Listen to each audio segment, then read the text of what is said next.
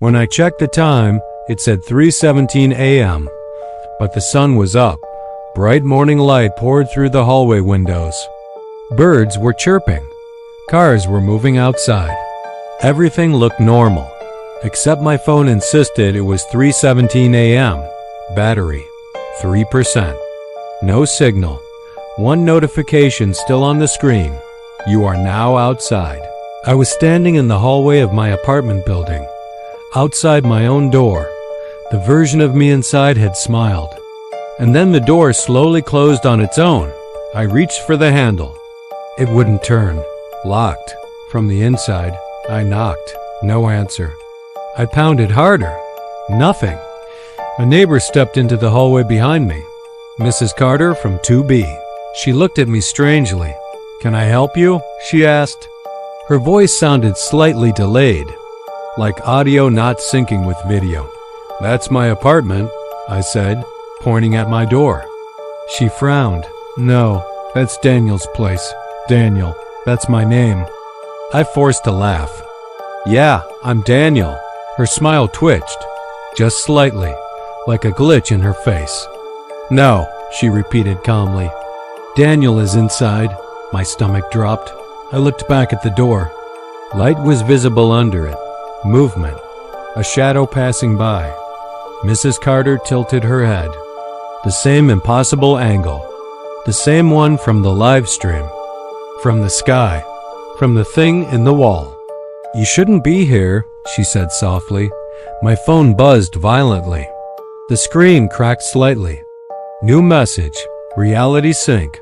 98% complete. Suddenly, every apartment door in the hallway opened at the same time. In perfect unison, residents stepped out, all smiling politely, all staring directly at me. No blinking, no movement, just watching. One of them spoke, but their mouth didn't move. We corrected the error.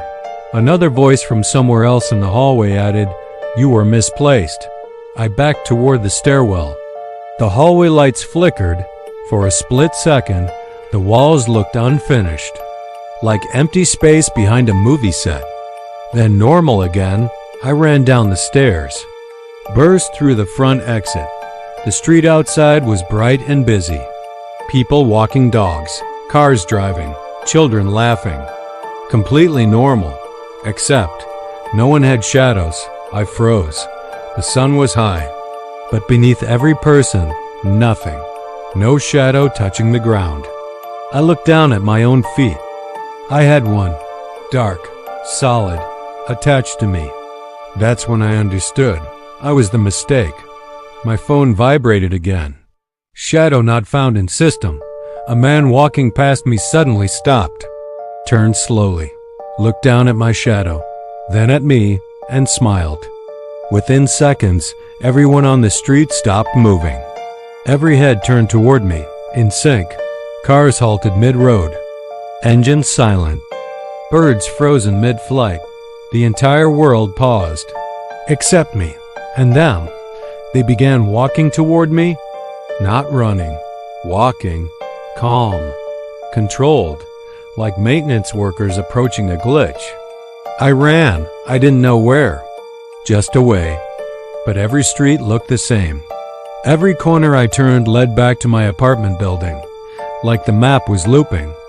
My breathing grew heavier. My phone screen started bleeding pixels. 3:17 a.m. Still.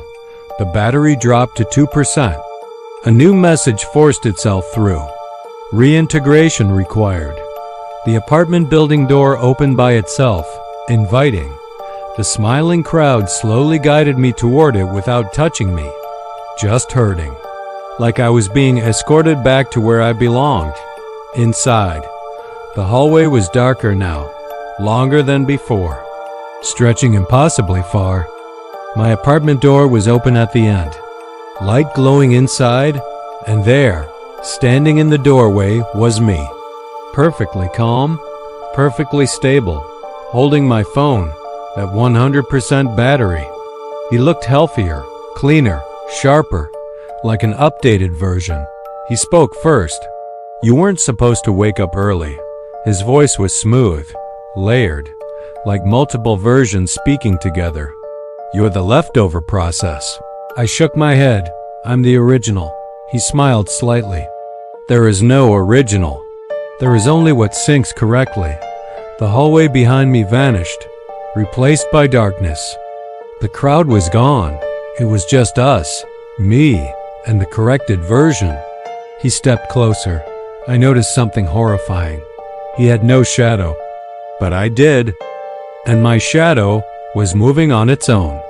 It wasn't matching me anymore. It was slowly stretching toward him. He held out his hand. Come back inside, he said gently. Battery is low. My phone dropped to 1%. The screen flickered between camera views.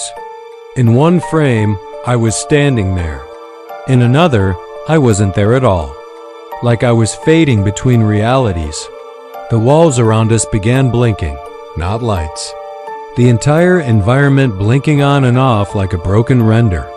Each time it blinked, I felt less solid, less real. My shadow fully detached from my feet, sliding across the floor toward him. He absorbed it effortlessly. And instantly, he gained depth, weight, presence, while I felt lighter, thinner, like paper. My phone buzzed one last time. 0% battery.